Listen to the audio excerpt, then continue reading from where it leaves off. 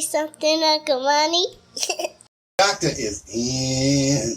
The doctor is in. Atlanta's best DDS, Dr. Marlon Bradford Jackson, is in, along with Uncle Money, also known as RSA Deasil. Financial freedom is at hand. If you don't understand, tune in. We'll even open up the phone lines immediately, 404-361-1571, because your health is your wealth, and your wealth should be used to maintain your health. How you doing today, Uncle Money? I'm doing well today, Doctor. This weekend was a big weekend. I actually got engaged this weekend. All right, let's give him an applause. Yeah, it's a long time coming. Actually going down on one knee, proposing. It was nerve-wracking, a lot of family movement, a lot of moving pieces, but it was a good weekend to do it. The weather held up nice for us. All right. Well, you know what? While we're talking about the subject of finance and romance, we will get you back on so that we can talk about. In fact, I want Uncle Money to be regular. Why? Because there is a health and wealth connection. People don't understand. I'll tell you what they do understand. If they don't have any money, they're not happy. They're not moving. They're not doing anything except stressing. They on the wheel like a hamster, just turning and turning and turning, trying to find a way to make this grind less. But that's why I have you on, because we're going to tell the listeners how to have financial freedom or power over the money. Let's get started. Tell them what we need to do. So, Doctor, today, this whole weekend, and actually the past couple of weeks, we've seen this on our social media timelines. We have friends and family experiences. Today, we're going to talk about what should a new graduate do when it comes to their finances. Now, when we talk about our new graduates, what we're really talking about is those that are in high school or graduating high school and those that are graduating college. What are the key steps that they need to put themselves on the best financial footing? I believe if we conquer this, we can really allow them to enjoy their lives along with their health when we talk about putting them in a good financial space. All right. Well, most of us know that when we talk about young graduates, we're talking about individuals that have high hormones, estrogen and testosterone. They're thinking more or less trying to get the boys, and trying to have fun, or the girls, and they're just thinking about the girls. Yeah. And the only money that they need is to try to make themselves more attractive to the opposite sex. Right. That's where a lot of them tend to spend their money. What are you talking about? So what I'm talking about today is, well, first of all, being attracted to the opposite sex is not just about appearance a lot of times. Sometimes it's what you have going on. So I think if we focus our students on what they have going on, they'll see that they'll begin to attract a different type of lady or fellow into their lives. But what we're really talking about today are going to be 5 main things that help them move forward in their finances. I tell all those who have parents, those who have loved ones that are in school or just have graduated, the first thing you can do with your child is make sure you are as honest as possible with them.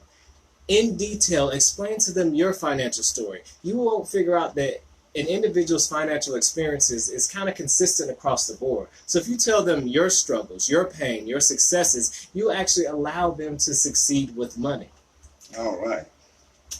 Can you give them an example of that? Sure. So first one is teach them how to create a budget.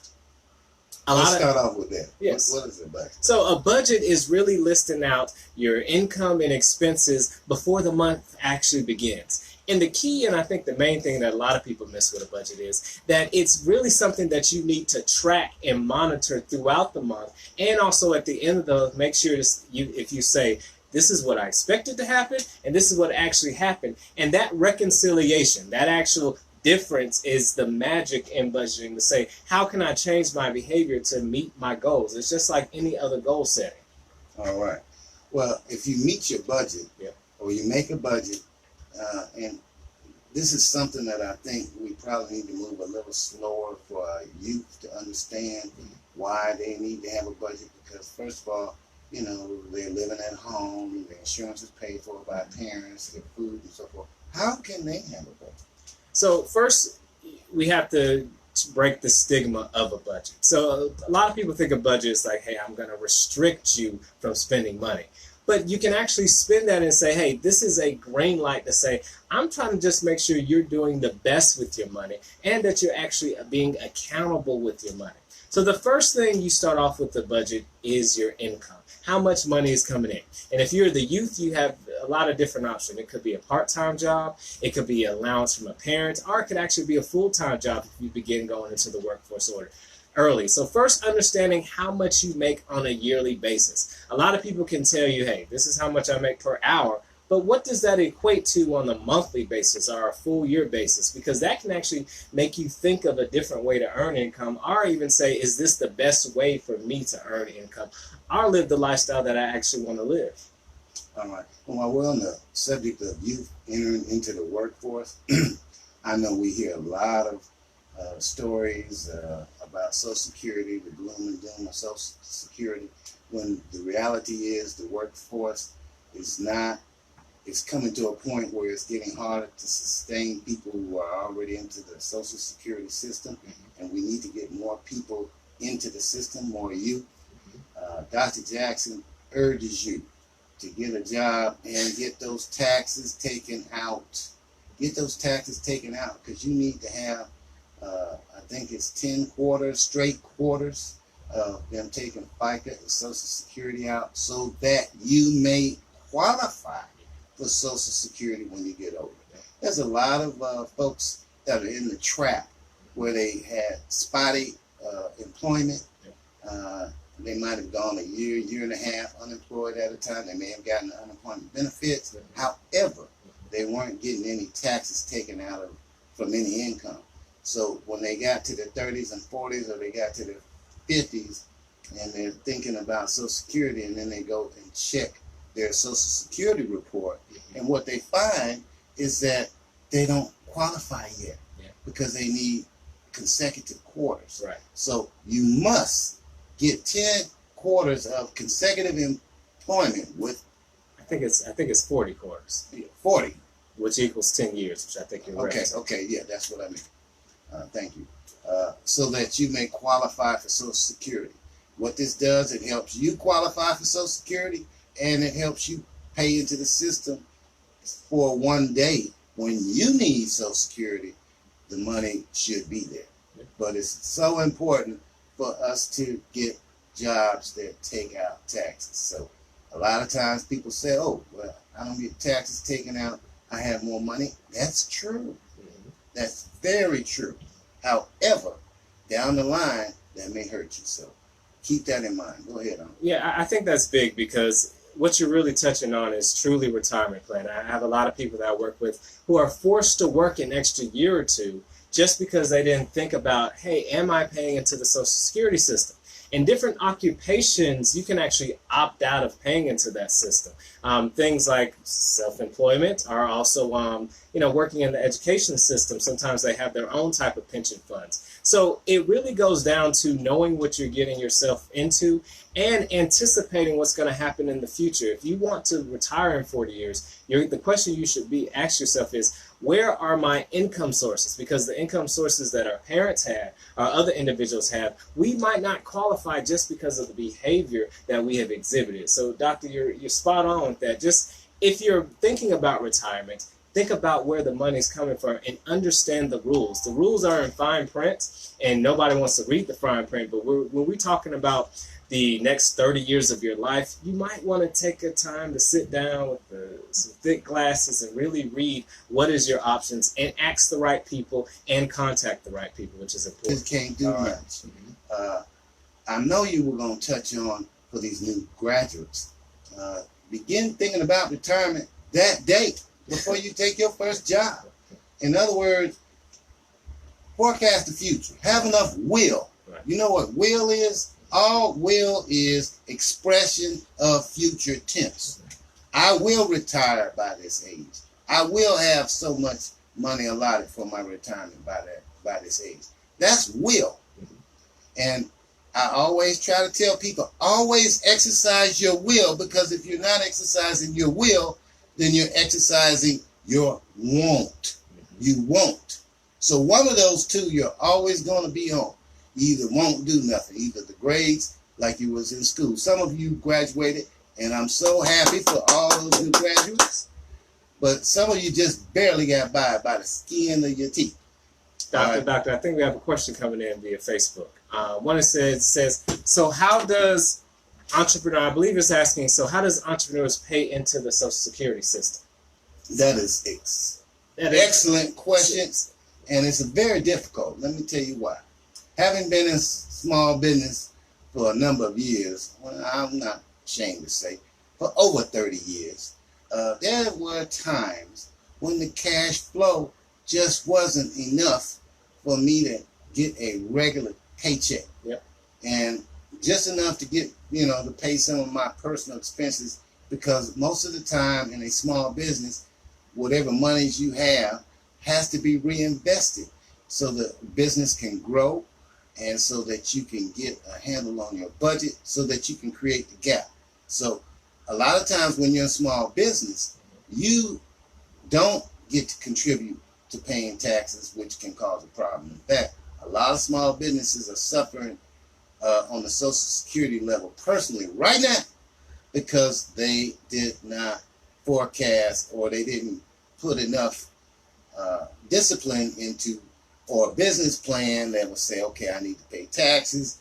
This is what kind of money I need personally. This is what the business is going to need professionally so that everything can work. If you don't balance them out, what happens a lot is you're robbing from Peter to pay Paul, and eventually one day Paul gonna say, no, I want all my money at the same time you gave Peter, and next thing you know, it's tight.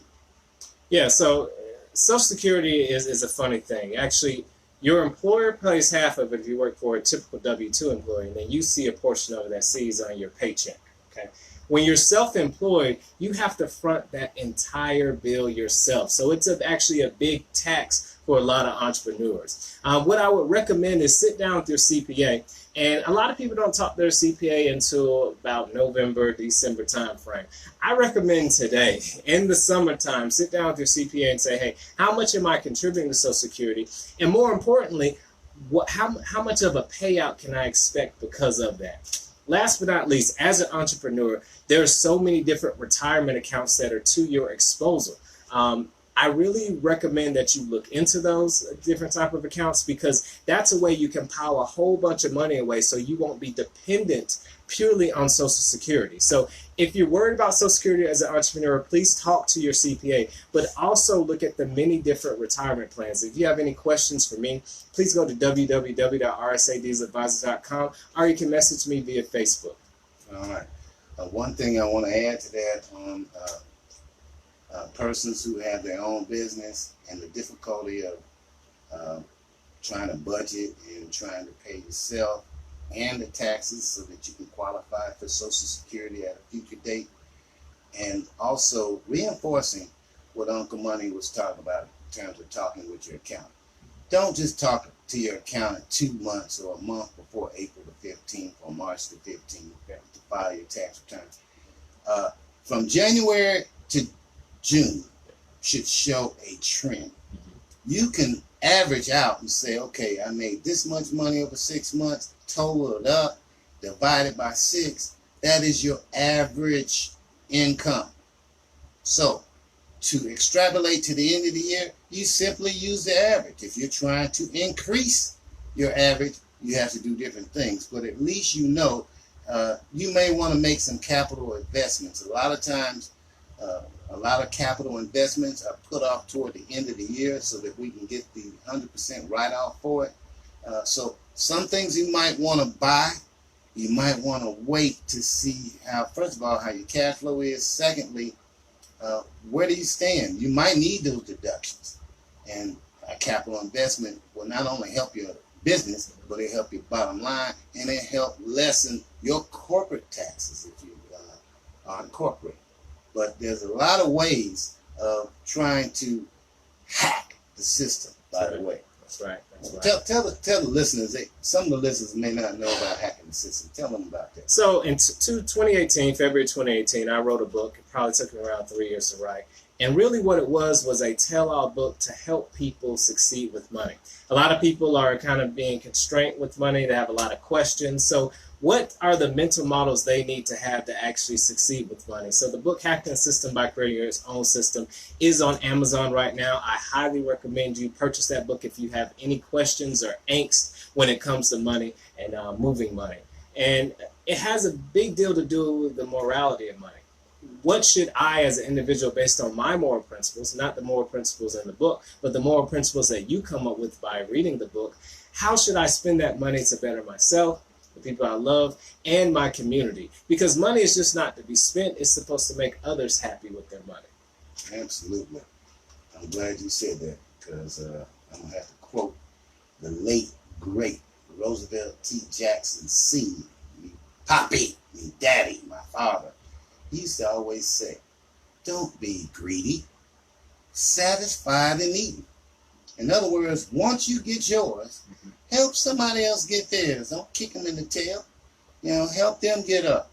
And if they get up, if they go higher than you, don't play a hate. Let the love go. Let it expand. That's because it's going to come back to you in a universal way. In a universal way, every act, whether it be good or bad, it comes back to you. So the more good acts that you do for others, the more they come back to you. The more you have what they call goodness and mercy behind you. You want goodness and mercy behind you. You know why, Uncle Money? Why? You don't have to always look back, watch your back. Like they say, sleep with one eye open. Because that's a rough life to live when you got to sleep with one eye open. Now, one thing I definitely add to that is there's a lot of people with good intentions that give a lot. What I recommend folks do is definitely give, but understand the effects of what you're giving to. For example, you may be giving to a charity and it's doing something for kids that you generally enjoy. But if you're a regular donator to that charity, sometimes you have to pull back the hood and say, what are they actually doing for those kids? Because you could be giving and you might say, where's the fruit? It's because you have to take that extra step and really research those nonprofits, those organizations, the individuals that you're giving to, and make sure that you're getting the bang for your buck. So be a giver, be a cheerful giver, give with love, but be a diligent giver and really research what you're giving to. That's right. In other words, Uncle Money's saying give with a purpose. Give with a purpose so that not only does it enhance who you're giving it to, but the greater whole of your purpose. Make sure all that's in sync. But the most important thing he said was be a cheerful giver. Now let me explain that. If you're not cheerful, don't give anything. Because first of all, it doesn't help the receiver at all. They might get the symbolic effect of money, but because the spirit wasn't cheerfulness in giving, then they don't get the full effect of it. So if you're not cheerful about anything when somebody asks you, I don't care if it's somebody on the street. If you're not cheerful about 7-1, I know everybody that's listening don't have all the answers. I know they don't all have millions of dollars in their bank account and 10 rental houses that they can collect income on, or all your credit cards are zeroed out every month. Come on now. I know the deal. Y'all struggling out there. And if you're struggling, how do you get off that wheel? I have the man, not a man, the man for you to listen to. Okay. When I read Hacking the System, a lot of ideas that I had about life and money and the relation, I had some of those, but it wasn't put together in a system for me to be able to say, okay, I need to do this. This is what I need to do. So Uncle Money has helped Dr. Jackson, Atlanta's best DDS, get on the good foot with that. But today, we're trying to highlight Uncle Money or Mr. Randall Avery of RSA Deasil, trying to put him into your life so that you can end up with a better future. You don't even start off on the wheel. That's the whole thing that Uncle Money's trying to do. He's trying to keep you from the wheel altogether, because if you don't, you're going to be on that wheel and you're going to say, I keep trying, I'm trying hard as I can, but I'm getting nowhere. Well, you haven't listened to Uncle Money. When Uncle Money speaks, listen. So a lot of people ask a question on the Facebook feed. They're talking about the Morehouse commencement speech, where the Morehouse commencement speaker, I think he's one of the few black billionaires in the United States, actually paid off all the student loan debt of those of that graduating class of 2019, which I thought was a beautiful thing. But I think it speaks to something deeper in the American public. A little bit of it, what it's saying is that there's a lot of people hurting with student loan debts. And I appreciate Elizabeth Warren, no matter how you feel about her, speaking to say, hey, we need to present some type of solution to all those who have so much student loan debt. I don't think the nation fully understands the burden that student loan places on people. I know people, pretty much everybody who's in between, let's say, 28 to 40, have some level of student loan debt. And people take many different strategies when it comes to student loan debt. Some people don't pay attention to them and don't pay them. Some people try their best to pay them. And other people have the income to address them in the appropriate way. So we really need to talk about student loan debt. And when we talk about new graduates, parents, you are doing your student a disservice if you do not sit down with them and say, hey, these are the expected amount of debt that you will incur if you continue down this path. When I say that there's actual depression that takes place with students who have so much student loan debt, it is a real phenomenon, and that affects their quality of life, that affects the type of occupation that they decide to, and it affects family creation and just general happiness. Have the conversation about student loans, and let's keep the conversation of student loans going, because it is holding people back, and there has to be some systematic solution. Well, okay, you got my attention. Yeah. How can a person get a profession and avoid the student loan? So the first thing I tell all students, I speak a lot of career services for a lot of different high schools because this message is not getting out. Basically, you need to understand your first year income of your desired profession. It's simple. Just go online and Google salary for XYZ occupation, right? And this assumes that you generally want to achieve that occupation. The second thing is, once you understand that salary, you have to cap, like literally limit yourself to the amount of student loans that you take by the amount of that first year salary. If you can balance that out, you can safely address that student loan debt because you know your first year salary will be able to wipe out that student loan debt over time. If you go over that first year salary, that's where the pain happens. That's why people cringe when they think about student loans, and that's why they become so disdained with student loan debt, and that 11% delinquency persists. All right. And plus, hey, if you're a young adult, and by that I mean you graduated, you're in your profession, and you happen to be blessed in love, and it's time to tie that matrimonial knot, you got to talk about financing. And one thing that has to be put on the table is if you are in debt with student loans.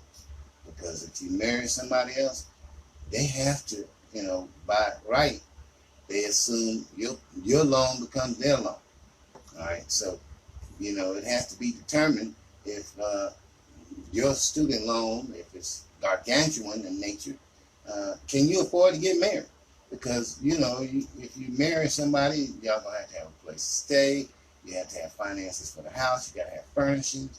And you got to at least act like you living okay without stressing and straining and just barely making ends meet because you got that student loan monster. So what you don't want to happen, I've seen that via my clients, is you have to go to your partner and say, honey, let's sit down.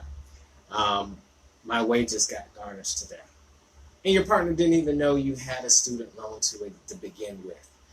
Well, that's not something that, people are proud of, that they got a couple $100,000 in student loan. It's just not something you want to talk about because, to be honest with you, it don't make you sexy. It don't make you attractive. In fact, people are tending to want to run from you because they don't want to help to have to pay them. But the reality is, we're there. They're there. And you have to, if you address them straight on, first of all, you realize that it is not the worst thing in the world But if you run for them, because as you know, student loans are not dischargeable in bankruptcy. They will follow you forever. They will go to your employer. They will garnish your wages. These things are not anything to play with. In my pecking order, I say tax debt is the worst. And then right after that is student loan, because they're technically 100% supported by the U.S. government. So if you have a debt that you want to be serious about, I would highly recommend you take student loan debt seriously. All right. Well, some scenario I think right now that exists for young college graduates is a lot of times when you go to college, you don't have a job, but guess what? Not only did you get your student loan, but you got some credit cards. All right, you may got 3 or 4 of them, and they may have given you $2,000 limit for each card. So you got 3 or 4 cards, you got $8,000 to $10,000, and a lot of times for young folks, your expenses, your parents can't quite help you with the expenses. They can give you a little bit, but your needs are just so much more. And especially if you went on ahead and charged up on the credit card. I know when I first got a couple of credit cards, I was feeling like Big Willie. I go somewhere here, I help pay everybody's bill. When you do that a couple times, next thing you know, your credit card's up to the limit. Next thing you know, you're going somewhere to eat, you have little or no money, then all of a sudden you want to pay, and you take out your credit card hoping, praying that it won't be declined. I think that's a beautiful example of when regulation is done right. Mm-hmm. And the reason I say that is, in my generation, when I went to college, you would get a hot dog, you get a t-shirt, just for signing up for a card. And for somebody in college, a hot dog is a very tempting thing at the end, in between classes. But nowadays, the regulation has been put in place where it prevents these credit card issuers to target college students. Now, that's a good thing, because a lot of college students are not graduating with credit card debt. A lot of student loan debt, but probably not as much credit card debt. But when somebody turns 26, they don't have any credit. So we create an actual different problem that we have to distinguish. Go ahead. Okay, I don't know if they changed the regulations or not. They did? Yes. Okay. Well, I still know folks in the last 10 years that have had credit card debt accumulating while they were going to school, and then they had the student loan debt. So you got hit by a 1-2 right off the bat. And I can't tell you the exact figure, but I can tell you between both of them, you're going to be looking at about 20 to 25% of your income going toward payment of debt. Yeah. And hey, whoop, there it ain't. It ain't there. And then, there's your stress level. And stress level makes cortisol. Cortisol makes you gain weight. Cortisol increases your blood pressure. It also makes you not feel good. You feel awful. You're stressed. You don't smile. You don't relate with people. All these things tend to happen and it affects your health, because we're not taking care of our wealth. Our wealth and our health have a definite connection. There's not a maybe. It's there. All right? Well, right about all these things are as a result of listening to this great, fine gentleman, Uncle Money, Mr. Randall Avery, also known as Uncle Money. Doctor, before we move on into investing, I really want to touch on this point. Throughout the years, we've had so many different data breaches and things that affect people's credit and things of that nature. Well, other people who have your credit information are the institutions that you're graduating from. So what I would recommend for all new graduates, definitely take time to, first, pull your credit report. Make sure that there aren't any different random inquiries. And also, if it makes sense for your situation and what you're trying to achieve with your money, try to look into getting a credit freeze. That's what I recommend for all graduates, because your institution usually has your Social Security number. And they don't have the money, such as a Microsoft or a Home Depot, to invest in things of this nature. So if you can, make sure you check your credit once you've graduated. All right. Okay. Well, let's say that they check their credit. What do they expect to find on their credit? So what you expect to find on your credit is, so let's figure out what a credit report is. A credit report is something that the financial institutions use to check if you qualify as good credit. Beyond financial institutions, companies do that if they want to hire you. Insurance agencies do it to assess you. If you want to rent in a place, part of your risk profile is your credit. So a credit report is something that you want to make sure accurately reflects who you are as a person. You can say I'm a good person, but if you're not paying your debts, there's an inconsistent. And something that I try to address to all my clients is be consistent in your personal life as you also are in your financial life. If you're not paying your bills on time on a regular basis, that's going to cause some level of inconsistency. So while you're looking at your credit report, and you can actually get 3 free credit reports by just going to www.annualcreditreport.com. Look at your credit reports, print those out from the 3 different credit bureaus. Make sure that it is accurate. There's times where credit agencies do make mistakes. So make sure you check them on those mistakes. You as an adult, as a new graduate, is responsible for your financial future. Own that completely. And these are the different things of adulting that you have to take into account. All right. Now, I really want to touch on investing. So I work as a registered investment advisor, so investing is something near and dear to my heart.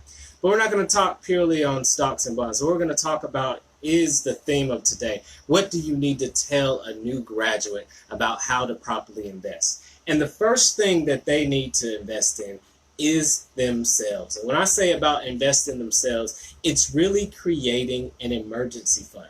So what is an emergency fund? Emergency fund is money stacked away for things that happen in life.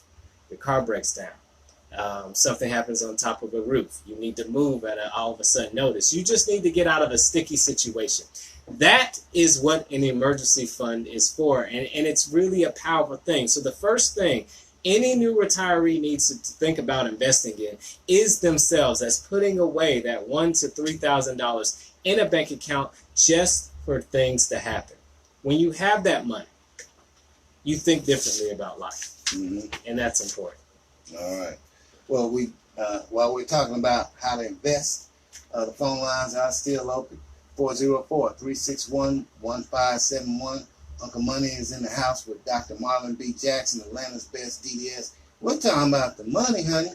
We're talking about that money that makes everybody get up in the morning, that makes everybody have a nice holiday like we had a nice weekend.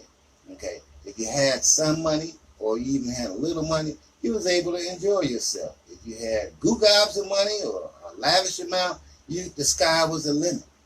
But when you don't have any money, when you have to live under the underpass of a highway, which I see a lot of people that don't have purpose, they don't have no money, that's not a good way to be. So we're trying to keep you from getting under that underpass, okay? From being the person with that tin cup, or no, they don't have tin cups. They have them, at least they have plastic cups now. But we don't want you to be in the state of always waiting for somebody to give or bestow you some money just to make you caught up. And that's what happens with a lot of people. They may get a loan and they still behind. They just caught up for that day. All right. But let's go back to investing. Because a lot of times when we talk about financial planning or investing, the first question I always hear, what do you invest in? So, and we're talking about new graduates. So we're going to take it from that perspective. So if your new graduate is working, I highly recommend you begin investing them in what's called a Roth IRA. You can only qualify this if you have earned income. So make sure that they're working full time. So what is a Roth IRA? A Roth IRA, people notice that individuals are not saving for retirement. And sometimes they don't have a traditional 401k through their employer. So a Roth IRA is a tax-exempt account. So once you receive income and pay tax on it, you invest it in this account. And all the money that goes into this account in the future will not be taxed at all. It is a beautiful financial planning vehicle, especially for those young graduates, because those are the times when you usually are in a lower income bracket. And the bad part about a Roth is as your income grows, once you get into the high earning range, it actually starts to phase out. So beginning and utilizing your Roth today will be an asset in the future. So I highly recommend that those who are just getting graduates, who are working a job, think about investing into a Roth IRA. All right. And if they are thinking about it, but let's say that they want to talk to you. How can they contact you? Yeah. If you want to talk to me, please go to my website at www.rsadieseladvisors.com. You can also hit me up on Facebook. And you can reach me at my number at 770-712-1102. I help people in two different ways. The first way is through cash flow management, helping people with their budgets, begin to save for a retirement fund, and get their obligations in order. The second thing that I do is retirement planning. That's for our older individuals really who want to save up money so that their golden years are actually golden. All right. And by the way, I was reading an article and they talk about usually the magic number for retirement or to feel fairly safe is, depending on your financial needs and budget, but they're talking about what? In excess to $500 to $1 million. Yeah. All right. And to be honest with you, I did some calculations with that. Let's say you had $1 million. You say, woo, woo, I'm happy, I'm fat. But you are 65 years old. You look at your parents and grandparents, they having to live 100 years. All right. Well, $1 million ain't gonna go that far in 20 years, 20, 30 years. So you gotta stay on top of your game with your money. You just can't have it and just say, okay, I got that magic number and I can't do anything else. Would you agree with that? Yeah, so as you know this health-wise, if you make it to age 60 and you're in good health, let's say you decide to retire at 60, there's a good chance you can live all the way to age 90. So what does that mean? 30 years of your life you're going to spend not working. Having money set aside for that. Making sure your income is coming in appropriately. So let's say all you had was that $1 million nest egg. That will probably range you around $40,000 to $60,000 per year of income for those rest of those 30 years. So really ask yourself, is that enough for the lifestyle that I want to live with retirement? Acknowledging that our healthcare costs are going to go up significantly over the years. So planning appropriately is important. All right. Well, we do have a few more minutes, and I'm so hopeful that we can get one or two calls in that questions about financial management or how to attain financial freedom, because that's important. Especially when we all are saddled with mortgages, car notes, credit cards, student loans. For those of you who are married and didn't make it, alimony, child support. I mean, it's a big wheel for us to be on now. So how do we come from under that toward financial freedom? That is the question. That is the purpose of Mr. Randall Avery, also known as Uncle Money, to be here and to be in partnership with Dr. Marlon Jackson, Atlanta's best DDS, because there is a health and wealth connection. If you're healthy, that's a good way to be able to make money to get wealthy. If you're wealthy, then you take some of that money that you have, not just to help others, but to reinvest in you, yourself, to make your body as strong as possible, to know if you have any medical conditions, if you're susceptible to any medical condition, how to proactively either minimize them or slow the development of, so that you can stay healthy, so that you can continue to make wealth, so you continue to feel good about yourself, and so that you can continue to help others. Make sure you're a healthy, cheerful giver, though. If you're not cheerful, don't give. All right? It's just that simple. All right. Well,